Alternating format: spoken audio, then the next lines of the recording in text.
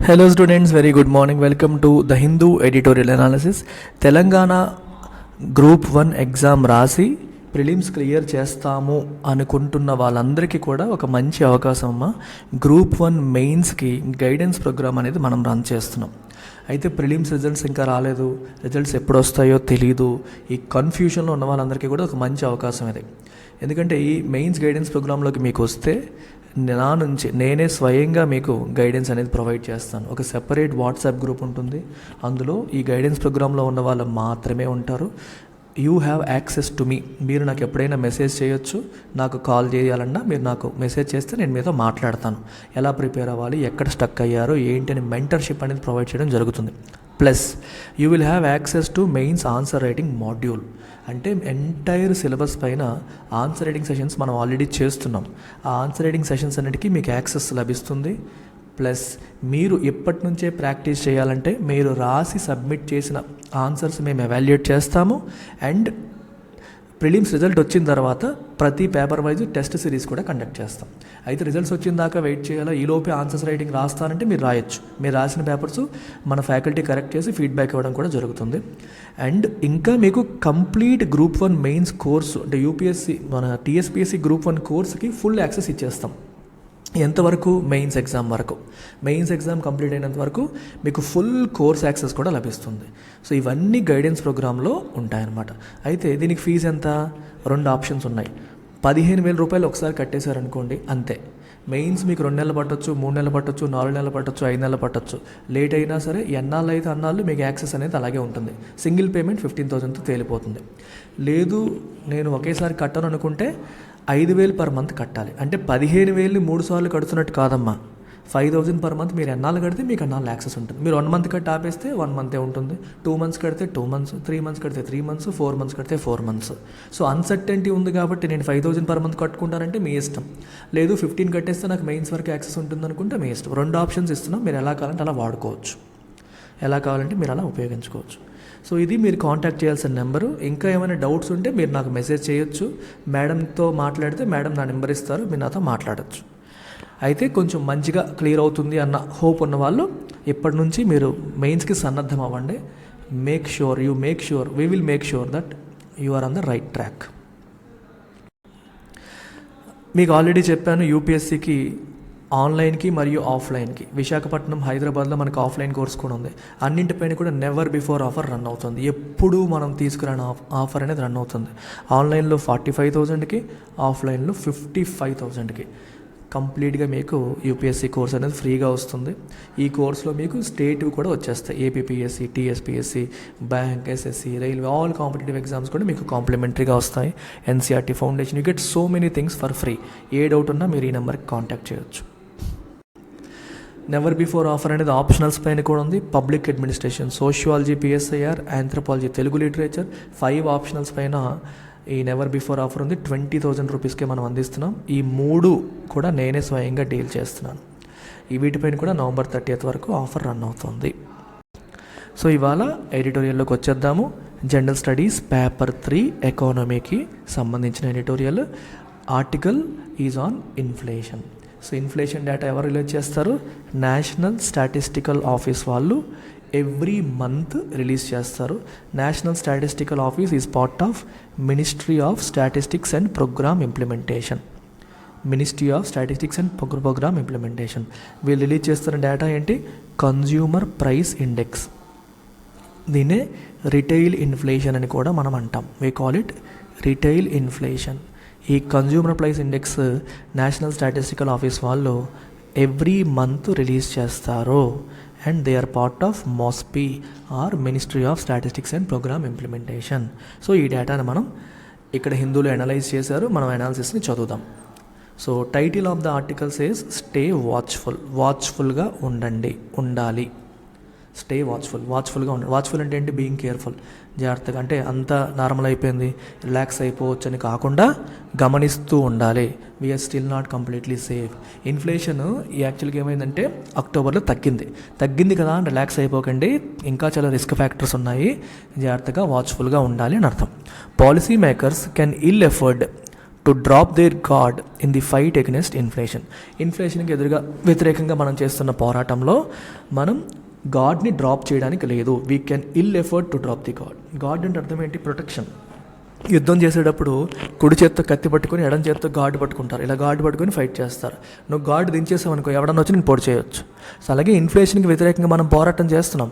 ఆ ఇన్ఫ్లేషన్కి ఏం చెయ్యదులే అని రిలాక్స్ అయిపోయి గాడ్ దించారా, అది మనల్ని పొడి చేస్తుంది అని అర్థం అనమాట. అందుకే we cannot afford, ill afford అంటే we cannot afford to drop our guard. Protective measures తీసుకుంటూనే ఉండాలి, కంట్రోల్ చేసే ప్రయత్నాలు చేస్తూనే ఉండాలి అని అర్థం. October's inflation data point to a welcome softening in price gains that should offer some succor to monetary policy authorities who have been battling to rein in runaway inflation since the beginning of this year. October inflation data అనేది ఏంటి point చేస్తుంది? Welcome softening అంటే తగ్గడం. In price గెయిన్స్లో కొంచెం తగ్గుదల కనిపిస్తుంది. అది ఎటువంటిది? ఆహ్వానించదగ్గది. వెల్కమ్, మనమందరం ఆహ్వానించదగ్గ సాఫ్టనింగ్ ఇన్ ప్రైసెస్ని అది పాయింట్ చేస్తుంది. And that should offer some succour అంటే సపోర్ట్. టఫ్ టైమ్స్లో మనకిచ్చే సపోర్ట్ని సక్కర్ అంటాం అనమాట. ఎవరికి? Monetary policy అథారిటీస్కి.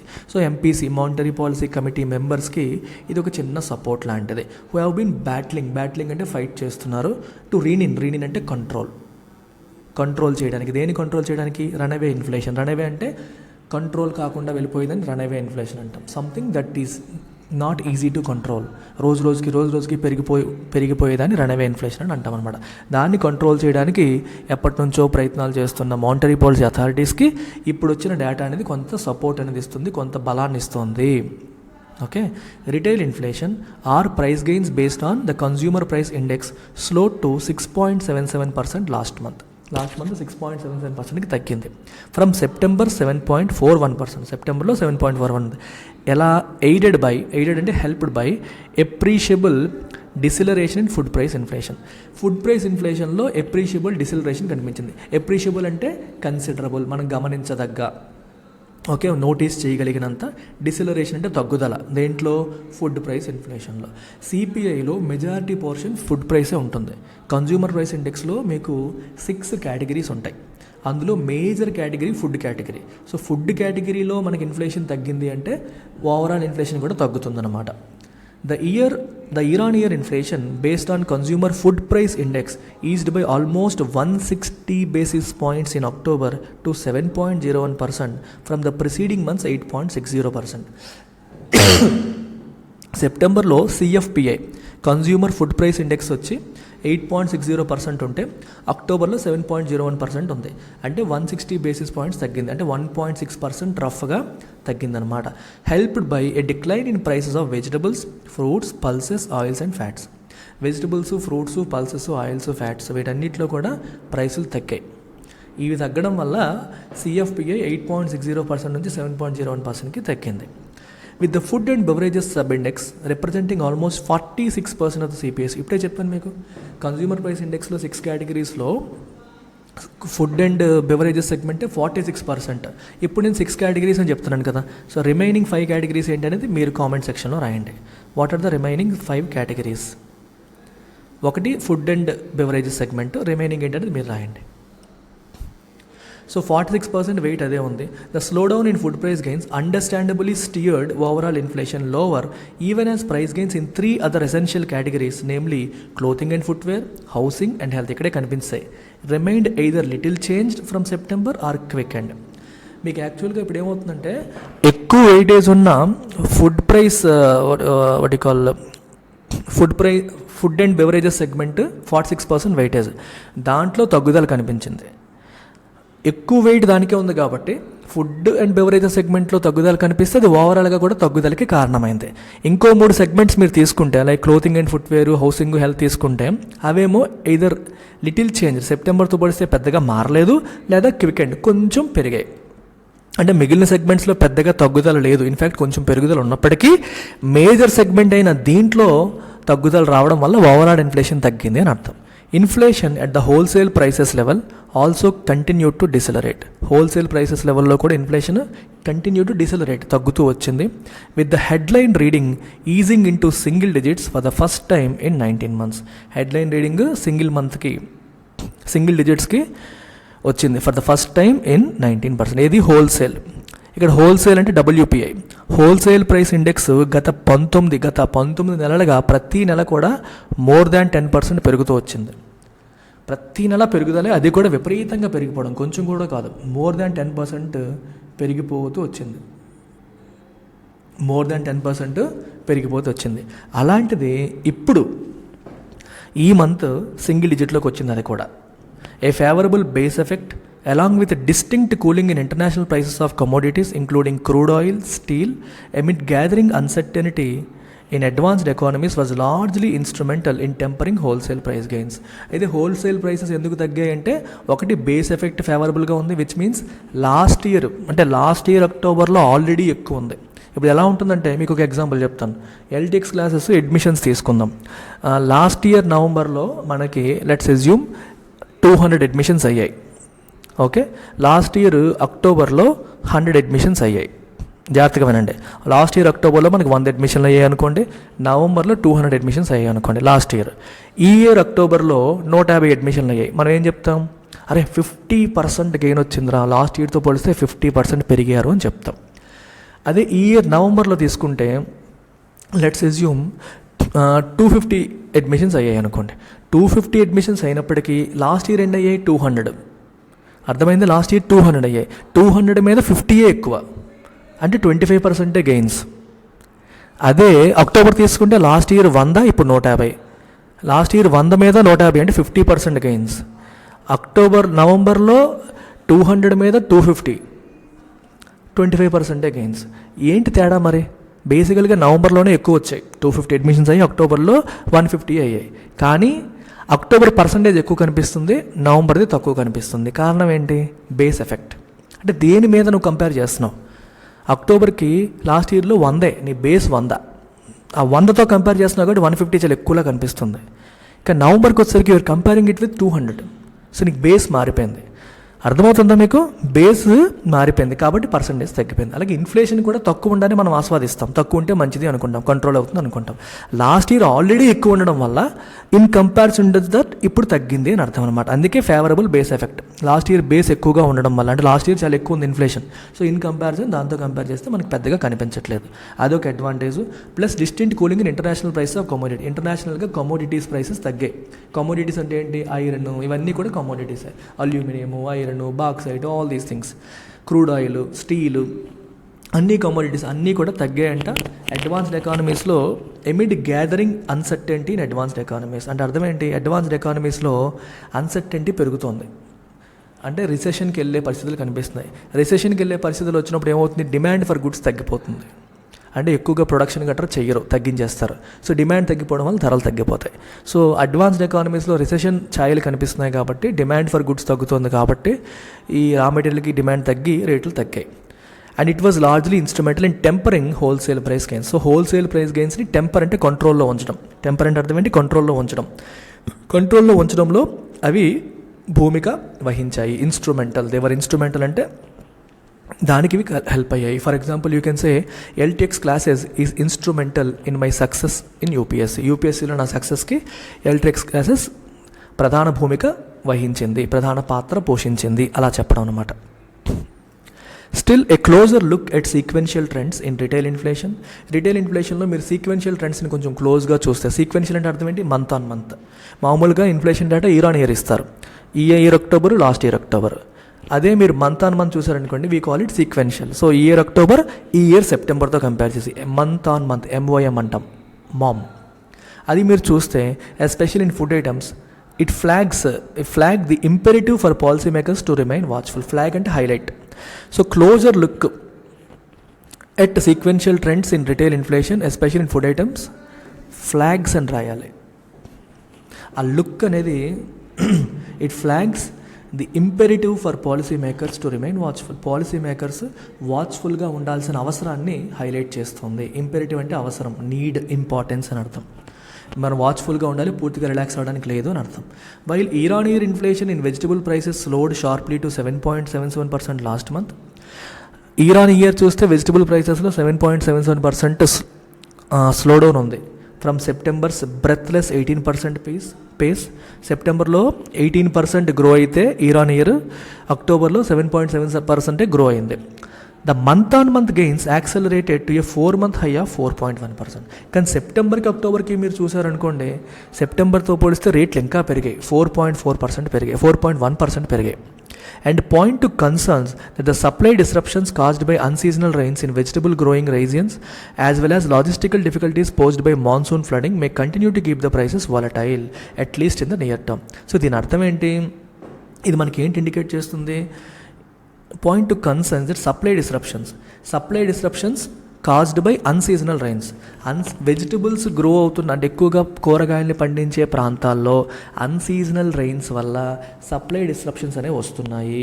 మరియు లాజిస్టికల్ డిఫికల్టీస్, చాలా చోట్ల మాన్సూన్ ఫ్లడ్డింగ్ వల్ల లాజిస్టికల్ డిఫికల్టీస్ అంటే రోడ్లు తెగిపోవడం, బ్రిడ్జులు కూలిపోవడం, దానివల్ల ఏమవుతుంది, లాజిస్టికల్ అంటే ట్రాన్స్పోర్ట్ అనేది అవ్వకపోవడం, ఇట్లాంటి కారణాల వల్ల ప్రైసెస్ ఇంకా వాలటైల్గా ఉండే అవకాశం ఉంటుంది. వాలటైల్ అంటే అన్స్టేబుల్, సడన్గా పెరిగిపోవడం, సడన్గా తగ్గిపోవడం, అవి ఇంకా కొన్నాళ్ళు అన్స్టేబుల్గా ఉండే అవకాశం ఉంది, at least in the near term. అంటే నియర్ టర్మ్లో ప్రైసెస్ ఆఫ్ స్టేపుల్ సిరియల్స్ అంటే ఏంటి, గోధుమలు, రైస్ ఇలాంటివి, including rice and wheat also remain an object of concern. అవి కూడా కొంచెం ఆందోళన కలిగించే అంశాలే. నాట్ విత్ స్టాండింగ్ అంటే in spite of the governments concerted efforts to cool volatility using export control measures. Concerted efforts అంటే అర్థం ఏంటి, అటు ఆర్బీఐతో పాటు గవర్నమెంట్ కూడా మ్యూజికల్ కన్సర్ట్ అంటే ఏంటి అర్థం, సంగీత విభావరి. మ్యూజికల్ కన్సర్ట్లో ఏమవుతుంది, ఒకడు ఫ్లూట్ వాయిస్తాడు, ఒకడు మృదంగం వాయిస్తాడు, ఒకడు డప్పు కొడతాడు, అందరూ కలిసి చక్కగా ఒకేసారి సింక్లో చేస్తారు. కన్సర్టెడ్ ఎఫర్ట్ అనే పదాన్ని ఎప్పుడు వాడతారు, ఆర్బీఐ ఒకవైపు తన ప్రయత్నాలు తను చేస్తుంది, ఇంకోవైపు గవర్నమెంట్ కూడా తన వైపు నుంచి ఎక్స్పోర్ట్ కంట్రోల్ మెజర్స్ తీసుకొస్తుంది. అంటే మన దగ్గర ఉన్న వస్తువులు ఏవైతే ఉన్నాయో, ఈ రైస్ ఇలాంటివి ఏవైతే ఉన్నాయో, వాటి ధరలు పెరిగిపోకుండా వాటి సప్లైని పెంచడం కోసం ఎక్స్పోర్ట్స్ని కంట్రోల్ చేస్తుంది అనమాట. ఇప్పుడు చూడండి, వస్తువులు ఎక్స్పోర్ట్ చేస్తామనుకోండి, మనకి ఇండియాలో ఉండే సప్లై తగ్గిపోద్ది. సప్లై తగ్గిపోయినప్పుడు ధరలు పెరిగిపోతాయి. ఇప్పుడు ధరలు కంట్రోల్ చేయాలంటే ఏం చేయాలి, సప్లై పెంచాలి. మరి సప్లై పెంచాలంటే ఏం చేయాలి, ఎక్స్పోర్ట్స్ని తగ్గించామనుకోండి, ఎక్స్పోర్ట్ చేయొద్దు అని కంట్రోల్ చేసామనుకోండి, అప్పుడు ఏమవుతుంది, మనకి సప్లై అనేది పెరుగుతుందన్నమాట. సప్లై అనేది పెరుగుతుంది. సో అలా మనం చెప్పొచ్చు.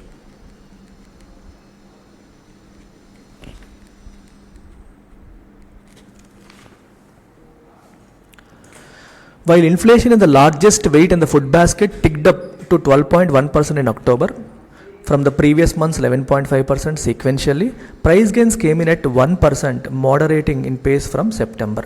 చూడండి, ఇన్ఫ్లేషన్ ఫుడ్ బాస్కెట్లో మీరు తీసుకుంటే అక్టోబర్లో 12.1% ఉన్నాయి, సెప్టెంబర్లో 11.5% ఉన్నాయి సీక్వెన్షియల్గా. Price gains came in at 1%, moderating in pace from September. మనకి ఏమవుతుందంటే పేస్ తగ్గింది. పేస్ అంటే స్పీడ్ అనేది తగ్గింది అని మనం చెప్పొచ్చు అనమాట. Reports of paddy crops being submerged or affected by heavy rains. Paddy crops అంటే మనకి రైస్కి సంబంధించినవి. సబ్మర్జ్ అంటే మునిగిపోవడం, రెయిన్స్ వల్ల ఎఫెక్ట్ అవ్వడం అనేది డిఫరెంట్ పార్ట్స్ ఆఫ్ ద కంట్రీస్లో మన రైస్ పంట ఎఫెక్ట్ అయింది, మునిగిపోయింది లేదా ఎఫెక్ట్ అయింది అని చెప్పి మనకి రిపోర్ట్స్ వస్తున్నాయి. Coupled with shortages of wheat and flour, దాంతోపాటు వీట్ ఫ్లోర్ షార్టేజెస్ కూడా మనకు కనిపిస్తున్నాయి. That have pushed up their prices all signal more volatility ahead in cereal prices. ఒకవైపు ఏమో రైస్కి సంబంధించిన క్రాప్స్ మునిగిపోతున్నాయని, వర్షాల వల్ల పాడైపోయాయని చెప్పి రిపోర్ట్స్ కనిపిస్తున్నాయి. ఇంకోవైపు వీట్, ఫ్లవర్ ఇవి కూడా షార్టేజెస్ ఉన్నాయని చెప్పి తెలుస్తుంది. వీటన్నిటి వల్ల ఏమవుతుంది, వాటి ధరలు ఇంకా పెరిగిపోయే అవకాశం ఉందని చెప్పి మనకు కనిపిస్తుంది. With S&P Global's latest business outlook survey pointing to an intensification of wage pressures. S&P Global వాళ్ళు సర్వే చేశారు. ఈ సర్వేలో ఏం తెలుస్తుంది, వేజ్ ప్రెజర్స్ పెరుగుతున్నాయి, అంటే శాలరీస్ పెరుగుతున్నాయి, దానివల్ల ప్రెజర్ అవుతుంది. And producer pass through of costs అంటే అర్థం ఏంటి, ఇప్పుడు ఎంప్లాయీ శాలరీస్ పెరిగాయి అనుకోండి, వర్కర్స్ యొక్క శాలరీస్ పెరిగాయి అనుకోండి, మరి వాళ్ళకి కాస్ట్ పెరిగిపోతుంది కదా. మరి కాస్ట్ పెరిగినప్పుడు వాళ్ళు ఏం చేస్తారు, పాస్ త్రూ చేస్తారు, అంటే వాళ్ళు ఫైనల్ ప్రొడక్ట్ రేట్లు కూడా పెంచుకెళ్ళిపోతారు.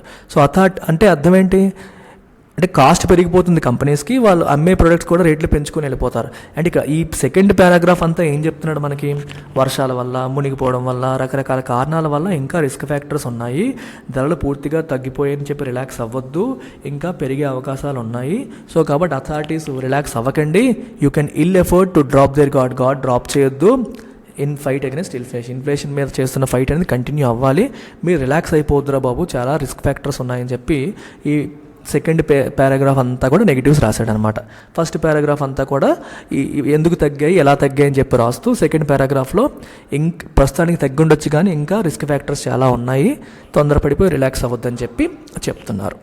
ఇది ఈ ఎడిటోరియల్ యొక్క కథ.